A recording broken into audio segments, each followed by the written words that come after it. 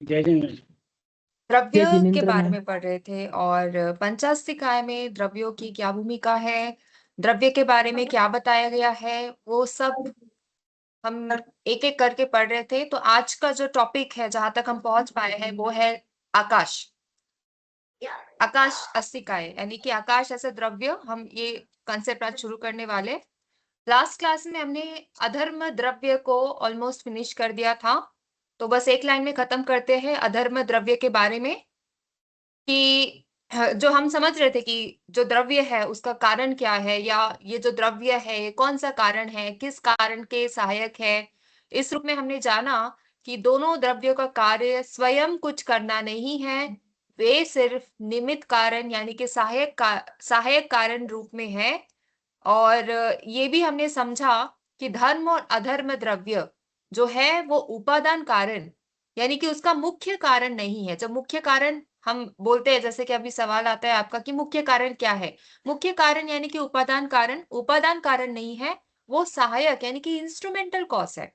तो ये जो दोनों द्रव्य है वो केवल उदासीन भाव से सहायक कारण के रूप में कार्य करते हैं, और जीव और पुद्गल अपने अपने स्वभाव से ही गति या स्थिरता को प्राप्त करते हैं। तो जो स्वभाव है जीव और पुद्गल का, उसके अनुसार उनको गति या स्थिरता प्राप्त होता है। तो ये हमने पढ़ा। और धर्म और अधर्म का जो कंसेप्ट है कि वो कैसे कार्य करते हैं और उनका मेटाफिजिक्स क्या है, ये सब हमने अभी तक की क्लास में पढ़ा। तो आज का जो टॉपिक है वो है आकाश द्रव्य। सबसे पहला स्टेटमेंट अबाउट आकाश द्रव्य तो यही है कि ये भी अस्तिकाय द्रव्य है। अस्तिकाय द्रव्य मतलब कि इसका भी एग्जिस्टेंस है। अगर कल को कोई प्रूफ कर दे साइंटिफिकली कि आकाश जो है ये सिर्फ तरंगों की वजह से हमें ऐसा महसूस होता है, ऐसा कुछ भी नहीं है, सिर्फ वो वाइब्रेशन है या तरंगे है, तो ये शायद मानना थोड़ा डिफिकल्ट होगा, क्योंकि यहाँ पे जो डेफिनेशन रखी गई है आकाश द्रव्य की, वो इस प्रकार रखी गई है कि उसको भी अस्तिकाय द्रव्य में कंसिडर किया गया है। अस्तिकाय यानी कि उसका एग्जिस्टेंस है, उसका विस्तार रूप है। और क्योंकि उसका विस्तार रूप है और इसलिए उसको काय भी यहाँ पे घोषित कर दिया गया है कि वो काय यानी कि उसका बॉडी भी है, प्लस अस्थि यानी कि उसका एग्जिस्टेंस भी है।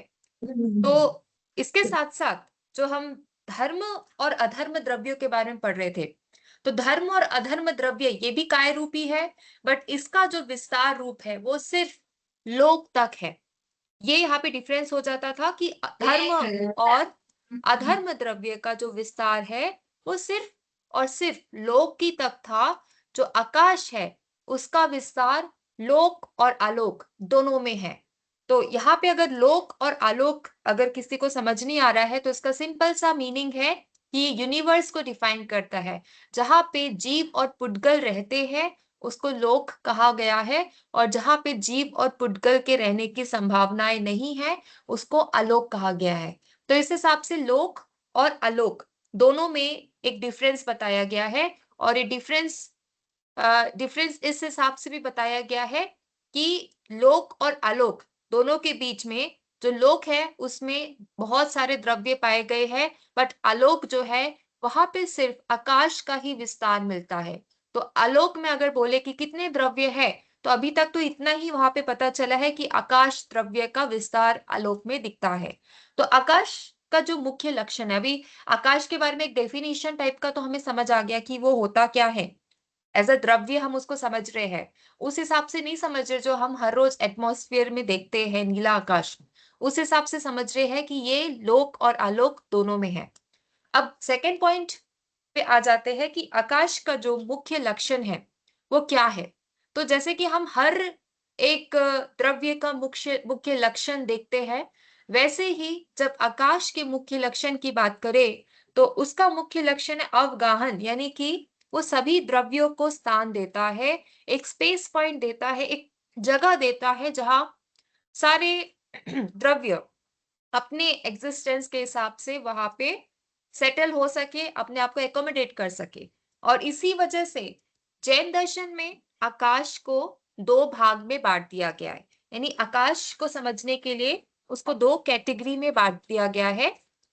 दो कैटेगरी, पहला जो है वो लोक आकाश और दूसरा जो है वो है आलोक आकाश। तो इसका डेफिनेशन मैंने अभी भी बताया अभी कि लोक आकाश क्या होता है, जहां जीव और अजीव द्रव्य विद्यमान है, वो हो गया लोक आकाश। सिंपल से डेफिनेशन कि लोक आकाश क्या होता है, लोक आकाश वो होता है जहां पे जीव और अजीव द्रव्य विद्यमान है, वो लोक आकाश कहलाता है। अब दूसरा पॉइंट, आलोक आकाश क्या कहता है? आलोक आकाश जहां पे जीव और पुद्गल का एग्जिस्टेंस नहीं है, वो हो गया लोक आकाश। तो लोक जो हो गया वो सीमित है, यानी कि लिमिट है, उसका लिमिटेशन है लोक का। उसकी अगर उसको परिभाषा में बोले कि क्या हम उसको मेजर कर सकते हैं, तो शायद हाँ कर भी सकते हैं, क्योंकि वो सीमित है। लेकिन जो आलोक है वो अनंत है, और अनंत है इसीलिए वो इमेजरेबल है, मेजर नहीं किया जा सकता कि जो आलोक आकाश है वो कितने विस्तार रूप में फैला हुआ है। तो इसलिए आकाश को इस हिसाब से अनंत प्रदेशी माना गया है, यानी कि मल्टीपल स्पेस पॉइंट्स उसमें होते हैं, और इतने स्पेस पॉइंट्स होते हैं कि हम उसे काउंट भी नहीं कर सकते, और इसलिए आकाश को अनंत प्रदेशी माना गया है। तो जब संख्या की दृष्टि से देखा जाए, कि जब मेजरेबल यानी मेजरमेंट की दृष्टि से देखा जाए, तो आकाश भी एक और अखंड द्रव्य है। यानी कि अब इतने उसमें यूनिट है कि अब उसको एक द्रव्यार्थिक लेवल में देखने के बाद ये समझ आता है कि वो एक ही यूनिट है, और उसको अखंड द्रव्य के रूप में घोषित किया जाता है, यानी कि उसको और फर्दर डिविजन हम नहीं कर सकते हैं, या बोल सकते हैं उसको खंडित नहीं कर सकते हैं। तो वो अखंड द्रव्य है। तो यहाँ पे इस हिसाब से आकाश द्रव्य को डिफाइन किया गया है, ताकि हम उसकी सीमा समझ सके, उसका मतलब समझ सके, और मेटाफिजिक्स के कॉन्टेक्स्ट में उसको किस प्रकार से समझा जाए, ये भी हम देख सकते हैं। अब नेक्स्ट पॉइंट आता है, आकाश द्रव्य का स्वरूप क्या है, यानी कि अगर पूछा जाए what is the nature of आकाश द्रव्य, तो आकाश द्रव्य के स्वरूप के बारे में यहाँ पे चर्चा करते हैं। तो आकाश जो है उसका वास्तविक विभाजन संभव नहीं है, यानी कि रियलिटी के हिसाब से देखा जाए तो उसको टुकड़ों में डिवाइड नहीं किया जा सकता। क्यों नहीं किया जा सकता? क्योंकि उसके देश प्रदेश की कल्पना केवल बौद्धिक है, यानी उसको सिर्फ लॉजिक के थ्रू समझा जा सकता है, तर्क के थ्रू समझा जा सकता है। रियल प्रैक्टिकल लाइफ में उसको समझना थोड़ा सा डिफिकल्ट है। तो तर्क के माध्यम से जिसको समझा ना जा सके, यानी जो जो चीज सिर्फ तर्क के माध्यम से ही समझ आए, वैसे कंसेप्ट में आकाश द्रव्य को लिया जाता है। और यहाँ पे इसको बहुत ही अनुभव और कॉन्टेम्पलेशन के साथ इसको समझा जा सकता है, यानी कि इस पे काफी डिटेल में गहराई में जाके इसको बौद्धिक रूप से समझने की प्रयास की जाती है, तब ये आकाश का जो रूप है कि वो एक है या अनेक है, इस प्रकार से उसका भाग समझ आता है। तो यहाँ पे कुछ आचार्यों ने, जो जैन आचार्य है, वो कहते हैं कि ठोस पदार्थों में भी आकाश होता है, यानी रिक्त स्थान, एक पर्टिकुलर स्पेस होता है, जो ग्रॉस सब्सटेंस होते हैं, ग्रॉस एलिमेंट, जिसको आप छू सकते हैं, देख सकते हैं, टच कर सकते हैं, ग्रॉस, वहां पे भी आकाश होता है। और ये भी बोलते हैं कि परमाणुओं के भीतर, जो परमाणु है यानी कि बहुत छोटा सा कण, छोटा सा यूनिट, वहां पे भी रिक्त स्थान होने के कारण ही वे एक दूसरे में समा सकते हैं, क्योंकि वहां पे भी स्पेस पॉइंट है, यानी वहां पे भी हम बोल सकते हैं कि आकाश का है, पॉसिबिलिटी है। तो इसलिए वो एक दूसरे में वहां पे समा सकते हैं, यानी एक दूसरे में एकोमोडेट हो सकते हैं, और एक साथ वो कार्य कर सकते हैं। तो ये आकाश द्रव्य का एक प्रकार से स्वरूप बताया गया है कि किस प्रकार जो यूनिट्स है, जो परमाणु है, प्लस जो ग्रॉस एलिमेंट्स है, यानी जो ठोस पदार्थ है, वो कैसे आकाश यानी कैसे वो सब भी आकाश में होते हैं, और कैसे वो एक दूसरे में समा सकते हैं। तो पहला है कि वो आकाश में होते हैं, मतलब it is all exist in Akash. And second point, it can accommodate each other, एक दूसरे में वो सम्मिलित हो सकते हैं या समा सकते हैं। तो यहाँ पे एक एग्जाम्पल दिया है इसी पॉइंट को समझने के लिए, लकड़ी में कील का धंसना, दूध या पानी से भरे गिलास में चीनी या नमक का घुल जाना। तो यहाँ पे ये पॉसिबिलिटी कैसे हो रही है? ये आकाश की वजह से हो रही है। क्योंकि आकाश ऐसा स्थान प्रोवाइड कर रहा है, रिक्त स्थान प्रोवाइड कर रहा है, जिससे कि हर एक द्रव्य एक दूसरे के साथ एक वे में, यानी एक तरीके के साथ वो एक दूसरे के साथ रह सकते हैं। तो आधुनिक विज्ञान क्या मानता है? कि आधुनिक विज्ञान बोलता है कि प्रत्येक परमाणु में पर्याप्त रिक्त स्थान होता है, यानी यहाँ पे ऐसा स्पेस होता है, यानी कि जो आकाश है वो हर परमाणु में वो हमको मिल जाता है। और इस वजह से जो आकाश है उसको लोक आलोक व्यापी मानने में कोई बाधा नहीं है। तो साइंस भी एक प्रकार से यही मानता है कि किस प्रकार से ये परमाणु एक दूसरे में मिल जा रहे हैं या एक दूसरे के साथ एडजस्ट कर पा रहे हैं। ये इसी वजह से कर पा रहे हैं क्योंकि उनको एक पर्टिकुलर स्थान, यानी रिक्त स्थान दिया गया है। और वो पॉसिबिलिटी किस वजह से है? वो आकाश की वजह से है। तो आकाश द्रव्य का स्वरूप हमको इस प्रकार से समझ आता है कि वो हर एक द्रव्य को स्थान प्रोवाइड करता है, जिससे कि वो अपने एग्जिस्टेंस को प्रूव कर सके, अपने एग्जिस्टेंस के थ्रू वो अपने कार्य कर सके। तो ये सेकंड पॉइंट हमने डिस्कस किया, वो था आकाश द्रव्य का स्वरूप। अब तीसरे पॉइंट में आ जाते हैं, वो है आकाश द्रव्य अस्थिकाय का व्याख्यान। यानी अब तीसरे स्लाइड में हमें आकाश द्रव्य अस्थिकाय को और एक्सप्लेनेटरी वे में बताना है। तो हमने देखा कि लोक में, यानी जो सांसारिक लेवल में जो लोक की बात करते हैं, उस लोक में 5 द्रव्यों को जो अवकाश देता है, उसी को हम आकाश कहते हैं। तो जो हमारा 5 द्रव्य है, उसको सबको, जो हमने द्रव्यों के बारे में पढ़ा है, धर्मस्थिका, अधर्मस्थिका, ये भी हमने पढ़ा। तो ये सारे जो द्रव्य है, इसको जो अवकाश देता है, यानी आवागमन, ये आने जाने का जो अनुमति देता है, यानी एक दूसरे में मिलने का, सीमित हो जाने का जो अनुमति देता है, उसको हम आकाश कहते हैं। तो समस्त जो जीव है, जैसे समस्त जीवों को, वैसे ही धर्म, अधर्म, काल, इन तीनों द्रव्यों को और पुद्गलों को जो समस्त जगह को देता है, वह द्रव्य इस लोक में आकाश द्रव्य होता है। तो 5 द्रव्य की बात की, उसमें से हमने जीव की बात की, अजीव की बात की, पुद्गल और धर्म, अधर्म, काल, और उसके हिसाब से जितने भी हमने द्रव्यों की चर्चा की है, उस सब को ये आकाश जो है अवकाश देता है, यानी एक स्थान देता है, जिससे कि वो एक दूसरे के साथ सही तरीके से रह सके। तो आकाश में जो कैटेगरीज है, अभी जस्ट पढ़ा है लोक आकाश। अब लोक आकाश में क्या नया है ये देखते हैं। लोक आकाश जो जीवादि 5 द्रव्यों से सहित है, यानी यहाँ पे आप लोग को ये पॉइंट समझना है कि ये जो है लोक आकाश, इसमें जीव और बाकी के 5 द्रव्य इसमें होते हैं। और सेकंड पॉइंट, इसमें असंख्यात प्रदेशी है। मतलब मतलब बहुत सारे, आप काउंट नहीं कर सकते, इतने सारे इसमें प्रदेश पॉइंट है, और इसी वजह से इसको लोक आकाश कहा गया है। दूसरा पॉइंट, लोक आकाश का क्षेत्र कि जो क्षेत्र है वो एक मेजरेबल है, और उसमें अनंत जीवादि पदार्थ कैसे समा सकते हैं, ये एक क्वेश्चन मार्क है, क्योंकि उसका जो स्पेस पॉइंट है वो तो लिमिटेड है। तो उसमें अनंत जीव आदि कैसे समा सकते हैं? तो इसका उत्तर यही दिया गया है कि एक घर में जिस प्रकार अनेक दीपकों का प्रकाश समा रहा है, उसी प्रकार अनंत जीवादि पदार्थ समा रहे हैं। तो यहाँ पे एक सुंदर सा उदाहरण दिया है कि जिस प्रकार अगर हम एक ही घर पे बहुत सारे दिए लगा दे, बट उसका जो प्रकाश अगर हम देखते हैं, तो प्रकाश एक दूसरे में मिल जाते हैं, बट फिर भी वो अपना एक अस्तित्व, यानी कि अपना एक एग्जिस्टेंस, अपना जो पर्टिकुलर एग्जिस्टेंस है उसको वो रिफ्लेक्ट करते हैं। जैसे अगर एक्सपेरिमेंट के तौर पे अगर किया जाए, हर अगर फ्लेम्स में डिफरेंट डिफरेंट कलर्स डाला जाए, ऐसा कुछ पॉसिबिलिटी किया जाए, तब भी हम देखेंगे कि सब एक साथ रह रहे हैं, एक दूसरे में समा कर रह रहे हैं, बट अल्टीमेटली उनका जो एग्जिस्टेंस है वो सब यूनिक एग्जिस्टेंस है।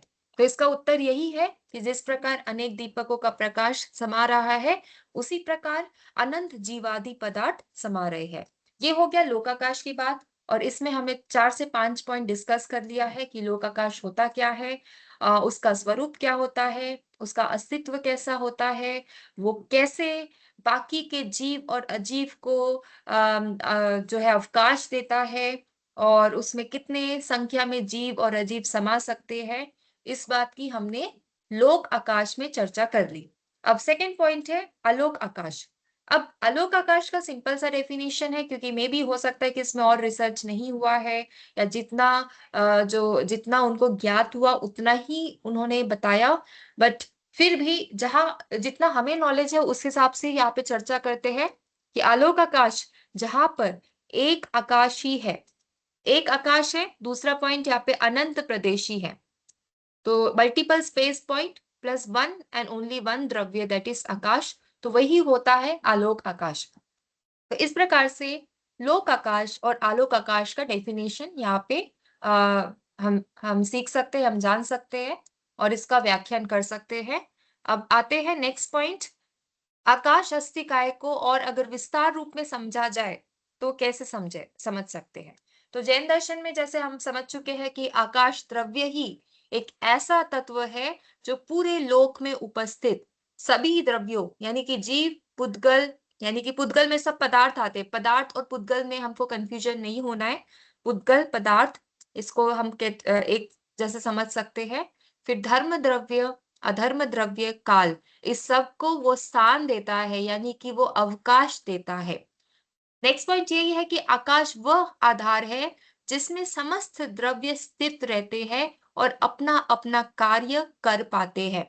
सभी द्रव्य इसमें स्थित होते हैं और अपना अपना कार्य अपने ढंग से अपने तरीके से कर सकते हैं। तो शास्त्रों में ये भी कहा गया है कि लोक के भीतर यानी जो स्पेस पॉइंट यूनिवर्सल जो स्पेस पॉइंट है, लोक है, उसके भीतर जो भी तत्व जीवों और पुद्गलों सहित सभी द्रव्यों को समाहित करने की क्षमता यानी कैपेबिलिटीज, क्षमता की बात हो रही है क्योंकि क्या ऐसा अगर पूछा जाए तो क्या धर्म और अधर्म अस्तिकाय भी अपने में बाकियों को समाहित कर सकता है, तो वहां पे उत्तर शायद नहीं होगा क्योंकि यहाँ पे आकाश द्रव्य की क्षमता की बात रखी गई है, उसके नेचर प्लस उसके कैपेबिलिटीज की बात रखी गई है और कैपेबिलिटीज में हमको यही समझ आता है कि आकाश ही ऐसा द्रव्य है जो कि क्षमता रखता है और यही द्रव्य 5 द्रव्यों के अस्तित्व और उनकी स्थिति के लिए आवश्यक सहायता कारण बनता है। अभी हमने धर्म और अधर्म द्रव्य में पढ़ा था कि ये जो द्रव्य है बाकी द्रव्यों को सहायता देते हैं यानी जीव और पुद्गल द्रव्यों को सहायता देते हैं ताकि वो स्थिर रह सके या मूव कर सके। वैसे ही हमने देखा कि आकाश द्रव्य भी एक सहायक कारण है, एक इंस्ट्रूमेंटल कॉज है जिसकी वजह से 5 जो द्रव्य है वो अपने अपने एग्जिस्टेंस में रह सकते हैं। अब इस पर्टिकुलर पॉइंट से हमारे अंदर एक डाउट भी आता है, ये शंका ऐसा आता है कि जब लोक में अनंत गुणित अनंत जीव और उनसे भी अधिक अनंत पुद्गल विद्यमान है, तो असंख्य प्रदेशों वाला आकाश इन्हें किस प्रकार समाहित करता है? तो इसका उत्तर मैंने अभी दिया, अभी कौन बताएगा आप में से? ये जो सवाल है इसका जवाब, सवाल ये है कि जब लोक में अनंत गुणित अनंत जीव और उनसे भी अधिक अनंत पुद्गल विद्यमान है, तो असंख्य प्रदेशों वाला आकाश इन्हें किस प्रकार समाहित करता है? मैंने एग्जाम्पल के थ्रू समझाया, बट आप लोग के पास अगर और कुछ पॉइंट है इस पर्टिकुलर क्वेश्चन रिगार्डिंग तो आप लोग बता सकते हैं। आप में से कोई भी अनम्यूट करके एक्सप्लेन कर सकता है इस क्वेश्चन को। मैडम उसमें अवगाहनत्व गुण है ना मैडम, वो अवगाहनत्व में वो सभी को वो अवकाश देते हैं। कैसे? वो सूक्ष्म और पुद्गल, सूक्ष्म और बादर भी रहता है ना, सूक्ष्म पुद्गल अणु तो एक के एक बाधा नहीं देता है ना, सूक्ष्म पुद्गल अणु एक से एक बाधा नहीं बाधा देता नहीं है। देते, बिल्कुल नहीं देते बाधा। और कुछ पॉइंट्स? नहीं, उदाहरण प्रदीप का दिया ना, जैसे दीप का उदाहरण उदाहरण तो दिया दिया। कि हाँ। हाँ हम्म, हम्म। उदाहरण के हिसाब से ही समझ सकते हैं, बट अगर और कुछ एक्सप्लेनेटरी पॉइंट्स है उसको एक्सप्लेन करने के लिए कि कैसे इतने सारे मल्टीपल नंबर ऑफ जीव और अजीब उसमें आ जाते हैं, तो क्या देंगे, इसका उत्तर क्या रहेगा? हाँ, उदाहरण तो मैंने दे दिया, बट अगर आपके पास कुछ और पॉइंट्स है इससे रिगार्डिंग तो आप लोग बोल सकते हैं। नहीं, अवगाहन शक्ति है मैडम, और क्या है? हम्म, शक्ति है, क्षमता है, बिल्कुल सही बात है। शक्ति है, क्षमता है। हम्म। और कुछ जो आपके मतलब माइंड में आ रहा है कि और क्या उसमें ऐसी बात है जिसकी सभी वजह को से सभी को आश्रय देता है madam, we are under that, तो उसके नीचे ही हम है, तो वो सभी को आश्रय देता है। हाँ, बट क्यों? मतलब सभी को, मतलब अनकाउंटेबल जो हम पदार्थ एटलीस्ट ले रहे हैं। धर्मास्तिकाए तो गति में, अधर्मास्तिका स्थिति में देता है, बट देन उसके ऊपर कैसे एक शेल्टर होता है, तो उसके नीचे हम सब रहते, तो उस अपेक्षा हाँ, से भी बट हम ये समझ पॉइंट तो मैंने सकते हैं। बोल दिया, इसके अलावा कोई हम्म। पॉइंट जो आप लोग बोल सकते हैं या आप बता सकते हैं, कुछ भी अगर आपको पता है कुछ नया इसके रिगार्डिंग, जैसे अभी अनिल जी बोल रहे क्षमता, उसका स्वरूप, क्षमता, उसकी विशालता, और ये भी कि वो उसका जो लिमिट है सिर्फ लोक आकाश में नहीं लोक है, ही उस पर आलोक में भी टिका, है। हाँ, आलोक में भी है, और पूरा आलोक लोक में ही उस तो पर जीव नहीं स्थित नहीं है, कह रहता ना। सकते हैं। क्षमता तो उसकी आलोक में भी है, लेकिन आलोक में चूंकि द्रव्य जा नहीं सकते, इसलिए हम उसको फील नहीं करते हैं। जहां तक क्षमता की बात है, आलोक आकाश में भी क्षमता है जगह देने की, लेकिन प्रैक्टिकल यूज नहीं हो पाता उसका, क्योंकि द्रव्य वहां जा ही नहीं सकते, द्रव्य का अभाव है वहां पर, द्रव्य का अभाव है। द्रव्य का अभाव है, इसीलिए। और पढ़ने की कोशिश करते ताकि और इसको डिटेल में हम समझा सके। लोक का आधार ही हम बोल सकते हैं, आकाश सिखाई, मतलब एक्चुअली वो टिका हुआ है, ऐसा भी बोल सकते हैं, नहीं बोल सकते हैं मैडम? क्या बोल सकते हैं? लोक का आधार ही आकाश शास्त्रिका है, उस पर टिका हाँ, हुआ है, बिल्कुल ऐसे, हाँ बिल्कुल बोलिए, आधार हाँ। है, बिल्कुल टिका हुआ है। हाँ, हम्म। ठीक है। ओके, ठीक है, इसमें समाधान भी दिया यानी आंसर भी दिया है, लेट्स सी। तो इसका समाधान ऐसा बताया गया है कि पदार्थों में, जैसे कि अभी संध्या जी बोल रही है कि पदार्थों में सूक्ष्मता के साथ साथ एक नई चीज उसमें ऐड करना है, वो है परिवर्तनशीलता। सूक्ष्मता भी है प्लस साथ साथ उनमें परिवर्तन का भी नेचर, यानी कि वो क्रिएट हो जाते, डिस्ट्रॉय भी हो जाते हैं, ये भी एक नया पॉइंट है। ठीक है, तो परिवर्तनशीलता है, और ये जो उसकी प्राकृतिक एक प्रकार का सिस्टम है, वो प्राकृतिक क्षमता जो होती है उसमें जो अत्यंत सूक्ष्म रूप में जो परिवर्तित होकर बहुत ही कम स्थान घेर सकते हैं। यानी ये भी एक आपके लिए एक नया पॉइंट है कि आकाश में कैसे अनलिमिटेड उद्गल जीव होते हैं, क्योंकि वो क्रिएट भी होते हैं और साथ ही साथ वो डिस्ट्रॉय भी होते जाते हैं, क्योंकि वो द्रव्य नहीं है ना। मतलब जो द्रव्य की बात हो रही है, ऐसा ऐसा द्रव्य जीव पुद्गल नहीं, जीव पुद्गल के अंदर जो आ रहे हैं, जैसे हम ह्यूमंस, एनिमल्स, प्लांट्स, इसकी अगर हम बात कर रहे हैं तो वो जो है वो स्थान तो लेते हैं, बट एक टाइम के बाद वो डिस्ट्रॉय भी हो जाते हैं। तो ये एक नया पॉइंट है। और इसके हाँ मैडम, अलावा, हाँ, हाँ नया पॉइंट है। हाँ मैडम। इसके अलावा पदार्थों का स्वभाव ऐसा है कि वे परस्पर अवरोध उत्पन्न नहीं करती। ये तो प्रिया जी ने बता दिया कि वो परस्पर अवरोध उत्पन्न नहीं करते। जैसे अब एग्जाम्पल दिया है कि एक कमरे में, वही सेम कि अनेक दीपकों का प्रकाश एक दूसरे से मिलकर भी बाधा नहीं बनता, वैसे ही सूक्ष्म और स्थूल पुद्गल एक ही स्थान में बिना किसी रुकावट के विद्यमान रह सकते हैं। तो ये पॉइंट्स यहाँ तक है, प्लस शास्त्रीय प्रमाण भी ऐसा बताते हैं कि पूरा लोक अनंत गुणित, अनंत सूक्ष्म और स्थूल पुद्गलों से अत्यंत घना भरा हुआ है, फिर भी वे एक दूसरे में बाधा नहीं डालते, और इस प्रकार आकाश द्रव्य वह अनंत अवकाश है जो सभी द्रव्यों को अपने भीतर स्थान देता है और उनके अस्तित्व के लिए आधार बनता है। और इसलिए जैन दर्शन में आकाश को अत्यंत महत्वपूर्ण द्रव्य माना गया है। तो होपफुली आपको ये एक्सप्लेनेशन, क्वेश्चन एक्सप्लेनेशन करने के लिए नया पॉइंट मिला होगा। मैंने यहाँ पे ये डाल ही देती हूँ कि ये क्वेश्चन आपको पूछना ही है। कहा वो गया? अव्ययवादत्व गुण होता है ना मैडम, वो हाँ है हाँ ना, हाँ अव्ययवादत्व। हाँ हाँ हाँ। तो मैं यहाँ पे सिद्धों को भी। हाईलाइट ही कर देती हूँ ताकि आपको भी पता रहे कि ऐसा जो क्वेश्चन है वो आने ही वाला है एग्जाम में। ये हाँ आ गया ठीक है। हाईलाइट का? अच्छा, हो नहीं रहा है, पता नहीं क्यों नहीं हो रहा है, बट क्वेश्चन तो लिख सकते हैं। हाँ, हाँ लिख लिया मैं ऐसे मैडम। ही करूंगी अभी अभी नेक्स्ट क्लास से कि कहाँ लगता है कि वहां से क्वेश्चन पूछ देना चाहिए, तो वैसे ही हाँ वैसा क्वेश्चन पूछ दिया जाएगा एग्जाम में। ठीक है, अब यहाँ तक पढ़ लिए हैं। अब नेक्स्ट पढ़ते हैं लोक आकाश यानी कि यूनिवर्स स्पेस का अर्थ। अभी तक हमने उसका डेफिनेशन कैसा है, कैटेगरी कैसा है वो भी पढ़ा है, बट अभी उसमें कुछ एक्स्ट्रा है जो कि यहाँ पे पंचास्तिकाय में दिया है, तो उसको हम पढ़ने की कोशिश करते हैं। तो लोकाकाश का जो अर्थ है यानी उसका मीनिंग है वो किस प्रकार से बताया है। तो यहाँ पे आचार्य उमा स्वामी ने तत्वार्थ सूत्र में बताया कि जीव, पुद्गल यानी कि पदार्थ, धर्म द्रव्य यानी गति का माध्यम, अधर्म द्रव्य यानी विश्राम का माध्यम, ये सभी लोकाकाश में स्थित होते हैं। फिर वो बोलते हैं कि लोकाकाश वह स्थान है जिसमें सभी द्रव्य विद्यमान होकर अपने अपने कार्य को कर पाते हैं।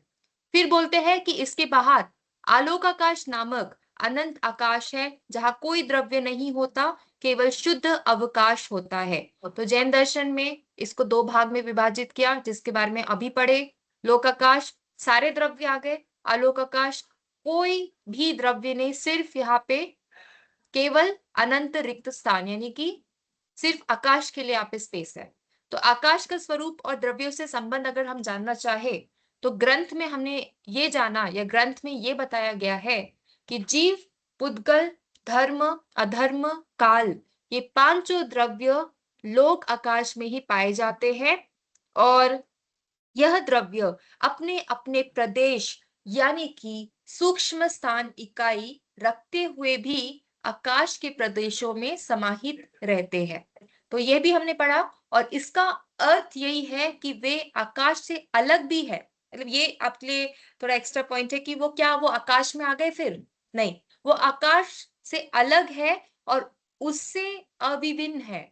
उसको हम डिफरेंशिएट कर सकते हैं क्योंकि सभी द्रव्य आकाश में स्थित है, परंतु अपनी अपनी स्वभाव विशिष्टता बनाए रखते हैं। उनका जो नेचर है, उनका जो गुण है, क्वालिटी है, उसको बनाए रखते हैं। तो कोई द्रव्य दूसरे में बदल नहीं जाता।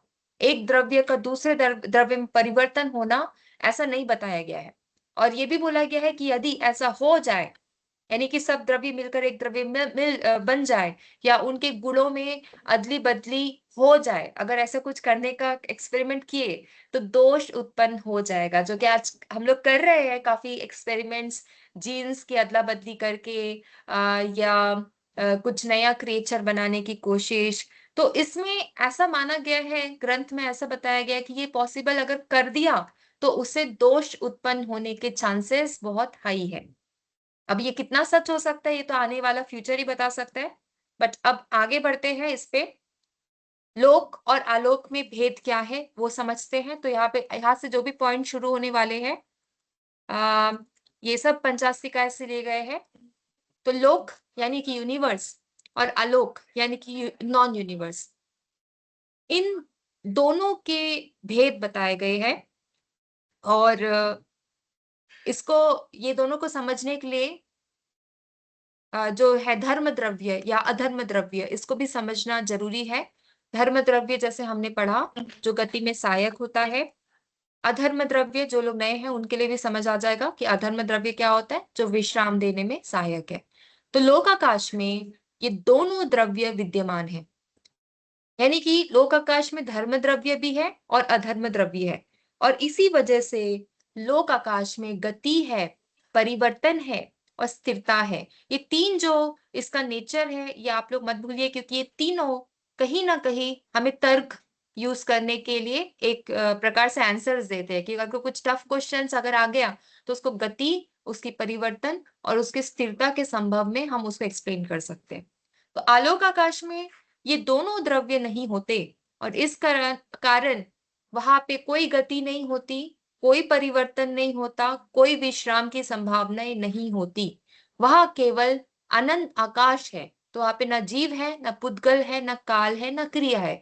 तो ये जो सवाल है कि आलोक आकाश में बाकी के कोई द्रव्य क्यों नहीं है, तो इसका उत्तर जो है इस प्रकार से दिया जा सकता है कि क्योंकि वहां पे धर्म द्रव्य और अधर्म द्रव्य नहीं है जो कि गति और विश्राम में सहायक देते हैं, और इसी वजह से बाकी के जो द्रव्य है यानी जीव पुद्गल काल वो भी वहां पे नहीं हो सकते। तो इस प्रकार से उत्तर दिया गया। अब जो लोक और आलोक है उसका एक फिलोसफिकल एंगल समझ लेते हैं, उसका दार्शनिक इंपॉर्टेंस क्या है। तो ऐसा है कि यदि लोक में धर्म द्रव्य ना होता तो किसी भी वस्तु के चलने के लिए आवश्यक सहायक कारण नहीं मिलता, ये तो हमें पता है। और ये भी हम जान चुके हैं कि ब्रह्मांड में जो गति है उसका भी कोई नियम नहीं होता। अभी फिलहाल जो गति चल रही है ब्रह्मांड में वो नियम अनुसार चल रही है, बट अगर धर्म द्रव्य ही नहीं होता तो वहां पे नियम भी नहीं होता। तो ये एक पहला पॉइंट। दूसरा पॉइंट, यदि अधर्म द्रव्य भी नहीं होता तो कोई भी वस्तु स्थिर नहीं रह सकती थी, यानी कि कोई भी वस्तु स्टेबल नहीं रह सकती थी। और इसीलिए इन दोनों द्रव्यों की उपस्थिति ब्रह्मांड की संरचना, उसकी गति, उसका विश्राम और उसका जो सिस्टम है यानी कि जो व्यवस्था है उसको सबको पॉसिबल बनाता है। तो जैन दर्शन में ये दोनों द्रव्य को काफी इंपॉर्टेंस दिया गया है, यानी जो गति पर प्रोवाइड करता है और जो विश्राम प्रोवाइड करता है। और आप लोग के लिए जानकारी शायद नहीं होगी कि गति के बारे में यानी मोशन के बारे में काफी साइंटिस्ट इसके बारे में चर्चा करते हैं। मोशन और जो रेस्ट है वो बोलते हैं कि बाकी की जगह यानी कि नॉन यूनिवर्सल पॉइंट में ये सब क्यों नहीं है, धर्म द्रव्य यानी जो गति है वो क्यों नहीं है और उसमें मोशन क्यों नहीं है। क्योंकि अगर मोशन होता तो शायद बीइंग्स का यानी कि जो लिविंग बीइंग्स है उनका वहां पे सर्वाइवल पॉसिबल हो जाता। तो वो भी ऐसे एक्सपेरिमेंट्स करते ढूंढने की कोशिश करते हैं। तो इससे हम एक kind of inter relations find out करते हैं कि जैन दर्शन कितना साइंटिफिकली चीजों को एक्सप्लेन कर रहा है, ये बताने के लिए कि मेटाफिजिक्स में जो तत्व पढ़ रहे हैं उसका जो है मीनिंग क्या है और उसको हम यूनिवर्सल स्पेस पॉइंट से कैसे समझ सकते हैं। तो जैन दर्शन स्पष्ट कर रहा है कि आकाश जो है वो अनंत है और उसका एक भाग है जो लोक है जो कि सारे द्रव्यों से भरा है, और जो दूसरा भाग है वो अलोक है जहां पे सिर्फ एक शुद्ध और रिक्त स्थान है जिसको हम बोलते हैं आकाश का विस्तार रूप। तो ये लोक और आलोक का भेद, अब जो विभाजन है उसको थोड़ा और समझ लेते हैं। यहाँ तक क्लैरिटी तो आई एम श्योर हो गया होगा, बट स्टिल एक रिवीजन हो जाता है। तो आचार्य नेमिचंद्र ने जो द्रव्य संग्रह में बताया उसके अनुसार हम यहाँ पे सीखने की कोशिश करते हैं अबाउट लोक आकाश एंड आलोक आकाश। तो अभी हमने आचार्य जो उमा स्वामी है उनके उनके कहे गए जो कंसेप्ट है तत्वार सूत्र में उनकी बातों को समझा। अब हम आचार्य नेमिचंद्र क्या बोलते हैं इससे रिलेटेड वो हम जानते हैं। तो आचार्य नेमिचंद्र ने आकाश के वह भाग बताया जिसमें 5 द्रव्य, तो ऑलमोस्ट सेम बताया। धर्म द्रव्य जो कि गति में सहायक, अधर्म द्रव्य जो विश्राम में सहायक, देन काल, देन पुद्गल एंड जीव। अब जीव के बारे में क्या बताया, जीव वो है जो स्थित हो यानी मतलब ये सबके बारे में यही बताया कि जहां पे ये सारी चीजें होती है वो लोक आकाश कहलाता है। और ये ब्रह्मांड का वह क्षेत्र है जहां सभी द्रव्यों की उपस्थिति है यानी प्रेजेंस है। एक नया पॉइंट है कि वहां पे उनकी उपस्थिति है यानी कि प्रेजेंस है। तो क्या वो क्रियाशील है, ये भी क्वेश्चन आ जाता है यहाँ पे कि क्या वो क्रियाशील है, क्योंकि उपस्थिति को हम मोस्टली क्रियाशील के रूप में हम उसको जोड़ते हैं, बट वो भी उपस्थिति और क्रियाशीलता वो हर एक द्रव्य के संदर्भ में डिफरेंट डिफरेंट है। ठीक है, तो लोक आकाश में आगे जो अनंत आकाश है जहां पे कोई भी द्रव्य नहीं होता, वहां पे कोई गति नहीं होता, कोई विश्राम नहीं होता, वहां पे हमने क्या बोला कि वो आलोक आकाश है। तो वहां पे और क्या बोला कि क्या है, आलोक आकाश है कुछ भी नहीं है, तो क्या है, वहां पे सिर्फ शुद्ध रिक्त अवकाश है। तो इस प्रकार से लोकाकाश और आलोकाकाश की बात रखी गई है। फिर आकाश का कार्य क्या आकाश का कार्य केवल स्थान देना है? तो जैन दर्शन ये कहता है कि आकाश का कार्य केवल स्थान देना है, न कि उसे गति या विश्राम में सहायता करना है, क्योंकि गति और विश्राम का तो ऑलरेडी कोई कार्य कर रहा है ना? तो आकाश क्या कार्य कर रहा है? सबको स्थान दे रहा है, किसी पे झगड़ा ना हो, किसी पे ऐसा वो नहीं हो, कॉन्फ्लिक्ट नहीं हो। तो आकाश जो है सभी द्रव्यों को समाहित करने वाला एक अनंत फैलाव है, विस्तार रूप है, ये इसका अनंत फैलाव है। और यह किसी भी जीव या पदार्थ को न तो चलने में मदद करता है, न रुकने में मदद करता है। यानी जो आकाश है, it is just an instrumental cause, ये भी एक निमित्त कारण है। गति में सहायक करने का क्या है? धर्म द्रव्य। विश्राम में सहायक करने का कारण अधर्म द्रव्य। आकाश का कारण यानी आकाश का काम सिर्फ और सिर्फ सभी द्रव्यों को रहने का स्थान उपलब्ध कराना, वो हो गया आकाश द्रव्य का एक कार्य। तो सारे जो द्रव्य है उसके कार्य बता दिए गए हैं कि इस प्रकार से कार्य है।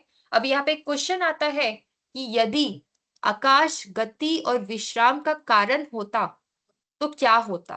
तो इसका कोई जवाब देना चाहता है इससे पहले कि हम आगे बढ़े? सवाल है, यदि आकाश गति और विश्राम का कारण होता तो क्या होता? बिना स्क्रीन में देखे बोलेंगे, अपने तरीके से बोलिए, क्या है इसका आंसर? धक्का देता मैडम, हर चीज को, जो रुकी हुई चीज है, जो कुछ चीज रुकी हुई है उसको भी धक्का देता। धर्म धर्म कहता है चलो, अधर्म कहता है नहीं चलो, तो टकराहट होती, एक अजीब सी स्थिति हो जाती। हाँ हाँ, जो चीज चल रही है, जगह अधर्म नहीं कहता भाई रुको रुको रुको, क्या कर रहे हो, तो वो उसको रोक देता। तो चीजें स्वाभाविक प्रक्रिया जो हम करना चाहते हैं वो नहीं हो पाती। बोल सकते और हैं, धरती बिल्कुल के सही बात जैसा है। उधर हाँ, भी हो जाता था मैडम, धरती के जैसा ओवर पॉपुलेशन उधर भी हो जाता था मैडम। अच्छा। पॉपुलेशन की बात कहाँ से आ रही हो? सभी द्रव्यों का वो द्रव्य रहते ना सर, वो चलते फिरते नहीं, वो गति शाश्वत रहते, तो उसमें वो विनाश नहीं होता, ऐसा ही होता था ना। नहीं नहीं, गति की और उसकी बात है ना, वो खाली गति और विश्राम की बात करिए बस। तो मूल मूल जो छह द्रव्य है मूल जो छह द्रव्य है वो फिर उसकी जो मूल मेन अवधारणा जो लोक में इस छह द्रव्य के कारण ही ये लोक है। अगर एक को ज्यादा इंपॉर्टेंस मिल जाता तो सारा अस्त व्यस्त हो जाता, तो एक बैलेंस स्टेट में चल रहा है सबका, सबकी इंपॉर्टेंस इक्वली दिया गया यहाँ पर, किसी को ज्यादा कम नहीं बताया गया। बिल्कुल सही बात है। ठीक है। कोई जल का उत्पादन होता है होना रहता, वो कितना द्रव रहता है उतना ही रहता है ना मैडम, ज्यादा कम तो नहीं रहता ना कभी भी। जितना है उतना ही रहता है, हाँ ऐसे ही बोला गया। हाँ, मेरे इनमें डिफरेंस क्या उमा स्वामी जी की बात में और नवमीचंद जी की बात तो एक ही है, क्रक्स तो सेम ही है, कहीं कोई डेविएशन तो है नहीं। जब जो रियल होता है उसमें बात सेम ही होती है ऑलमोस्ट, मतलब जो ट्रूथ होता है ना वो अल्टीमेटली हमको सेम ही दिखने लगता है। भले उनका यानी पीरियड्स अलग होंगे, उनके टाइमलाइंस अलग होंगे, बात करने का जो स्टाइल है, मेथड से वो अलग होगा, but ultimately truth is the same. तरीका बदल रहा था। हाँ हाँ, ठीक है, आगे इसी सवाल का जवाब देख लेते हैं, किस प्रकार से हम इसको जवाब दे सकते हैं। तो ग्रंथ में ही एक बहुत ही महत्वपूर्ण तर्क यानी लॉजिक दिया गया है कि यदि आकाश गति और विश्राम यानी स्थिति दोनों में अगर वो सहायक होता तो मुक्त आत्मा यानी सिद्ध ऊपर उठते हुए ब्रह्मांड की सीमा पर जाकर क्यों रुक जाती? थोड़ा सा क्वेश्चन, थोड़ा सा एडिशनल पॉइंट है इसमें, मुक्त आत्मा का भी यहाँ पे एडिशन दे दिया गया है। ठीक है, आंसर्स पढ़ते हैं अकॉर्डिंग टू द ग्रंथ क्या दिया गया है। तो द्रव्य संग्रह और पंचास्तिक दोनों पढ़ना पड़ता है मैडम ना, है ना? हाँ, पढ़ना तो पड़ता है। हाँ, दोनों भी पढ़ना पड़ता है। ठीक है, आगे पढ़ते हैं। तो मुक्त आत्माओं का स्वभाव ऊपर उठना है, पर वे ब्रह्मांड लोक की सीमा पर पहुंचकर रुक जाती है। इसका कारण यह है कि आलोक आकाश में धर्म द्रव्य नहीं होता, इसलिए वहां गति संभव नहीं होती। तो यदि आकाश ही गति करवाने वाला होता तो आत्माएं अनंत ऊपर चली जाती और ब्रह्मांड तथा उसके बाहर के क्षेत्र का कोई भेद नहीं रह जाता। इसी प्रकार यदि आकाश विश्राम करवाने वाला होता तो वस्तुएं बिना अधर्म द्रव्य के भी रुक जाती, जो कि सही नहीं है। तो इस प्रकार का एक तर्क दिया गया है कि मुक्त आत्माएं जो होती है वो जो है, जो सिद्ध आत्माएं जो होती है, उसका क्या कारण है कि वो ऊपर नहीं जाती। तो होपफुली थोड़ी क्लैरिटी आई होगी। जो जैसा ग्रंथ में दिया है मैं वैसे ही बता रही हूँ। वैसे तो इसमें और डिस्कशन कर सकते हैं पर ठीक है, आगे बढ़ते हैं। तो ब्रह्मांड जो है वो लोक और अलोक का स्पष्ट अंतर करता है इस प्रकार से, यानी कि ब्रह्मांड जो लोक है और अलोक, उसमें क्या अंतर है। जैन दर्शन इस प्रकार से स्पष्ट कर दिया कि लोक वो है, यानी अब इसको धर्म और अधर्म के हिसाब से समझ रहे हैं कि लोक वह क्षेत्र है जहां धर्म और अधर्म द्रव्य उपस्थित है, इसलिए वहां पे गति, रुकना, परिवर्तन ये सब होते रहता है। बट अलोक वह क्षेत्र है जहां पे ये दोनों द्रव्य नहीं है और इसलिए वहां न गति है न स्थिरता है, केवल एक अनंत रिक्त आकाश है। तो आप देख सकते हो कि यहाँ पे जो डेफिनेशन दिया है थोड़ा सा एक्सपेंडेड डेफिनेशन दिया है एज कंपेयर टू हमने जो पहले डेफिनेशन पढ़ा था। ठीक है, तो इस हिसाब से आप अपने जो लिखने वाले होंगे उसको डिफाइन कर सकते हो, एक्सप्लेन कर सकते हो। वहां पे गति, धर्म, अधर्म ये सारे जो हमने पढ़ा है उसको आप जोड़ के एक नया आंसर तैयार कर सकते हो। तो इसी जो अल्टीमेटली जो लोक और जो आलोक है, इसी वजह से जो मुक्त आत्माएं हैं वो ऊपर उठकर लोक की सीमा पर स्थिर रहती है और उससे वो आगे नहीं जाती। तो यदि आकाश गति और विश्राम का कारण बनता तो ये जो अंतर है कि जो आत्मा है वो क्यों नहीं जा रही है, वो अंतर समाप्त हो जाता, जो कि जो जैन सिद्धांत के एक बात कही गई है उसके विरुद्ध चला जाता। ठीक है, तो इस प्रकार से आपके तर्क दिया गया है कि यदि आकाश गति और विश्राम का कारण होता तो क्या होता। ठीक है, अभी आगे नेक्स्ट स्लाइड में चलते हैं। नेक्स्ट स्लाइड में और इंटरेस्टिंग क्वेश्चन आया है कि सिद्ध भगवान ब्रह्मांड के शिखर पर स्थिर क्यों रहते हैं। इसका कोई जवाब देना चाहता है? अभी क्वेश्चन ही हाँ क्वेश्चन उधर आएंगे तो तर्क के बेसिस पे मैडम तर्क मैडम ही करना है अभी। हाँ ब्रह्मांड के ऊपर वो लोग आकाश के आगे धर्म द्रव्य नहीं है ना मैडम, इसलिए वो उधर ही होके स्थिर हो जाते हैं सिद्ध भगवान। ठीक है, और कुछ पॉइंट्स, आर्ग्यूमेंट्स। यही है मैडम, अल्टीमेटली उनके अंदर मतलब जीव के अंदर उपादान शक्ति तो है जाने की, कहीं भी जा सकता है वो, लेकिन निमित्त नहीं मिलता क्योंकि वह धर्म द्रव्य नहीं है, इसीलिए आगे नहीं जा पाता, वो रुक जाता है, ब्रेक लग जाता है उसका। अब यहाँ भी कंट्रोवर्सी में दिगंबर परंपरा में कहा जाता है कि उनके अंदर जीव के अंदर उपादान है लेकिन निमित्त न होने के कारण क्रॉस नहीं कर पाता। श्वेतंबरा परंपरा कहती है कि नहीं, उनमें उपादान ही नहीं होता, जीव में उपादान शक्ति नहीं होती इसलिए नहीं जाती है। दिगंबर परंपरा कहती है कि नहीं, उपादान शक्ति होती है लेकिन निमित्त न मिलने के कारण नहीं जाता।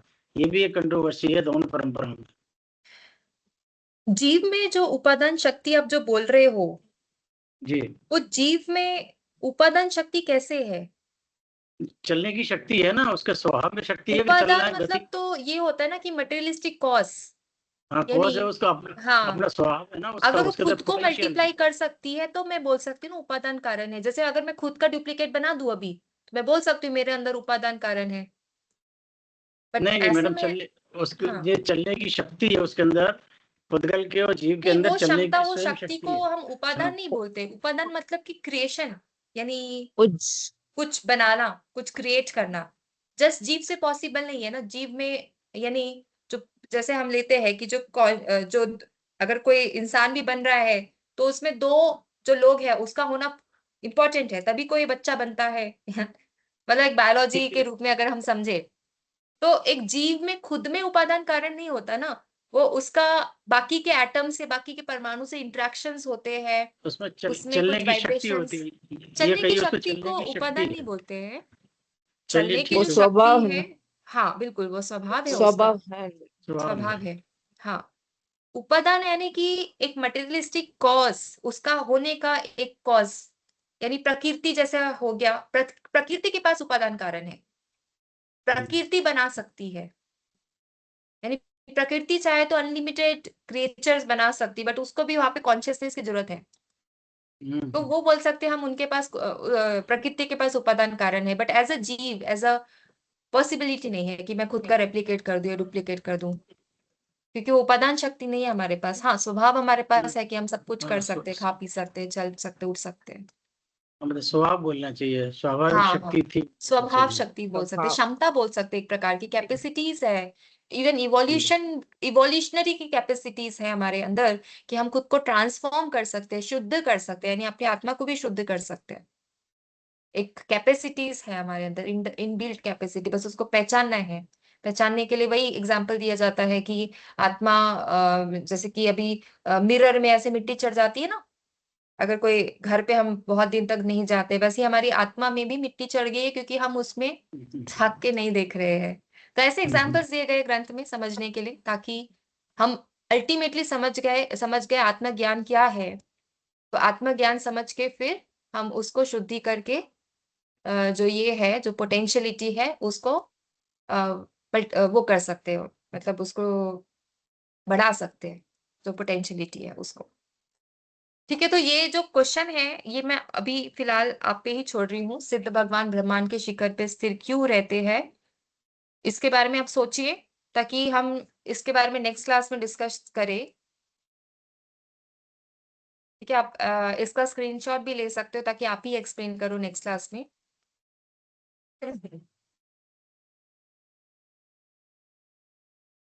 ले लिया सबने? सिद्ध भगवान ब्रह्मांड के शिखर शिखर पर क्यों नहीं रहते, इसका सवाल का जवाब आप लोग में से अभी भी देखना है तो आप लोग दे सकते हो। मतलब आपको ही एक्सप्लेन करना है, ये रिलेटेड क्वेश्चन है क्योंकि पहले जैसे ही है।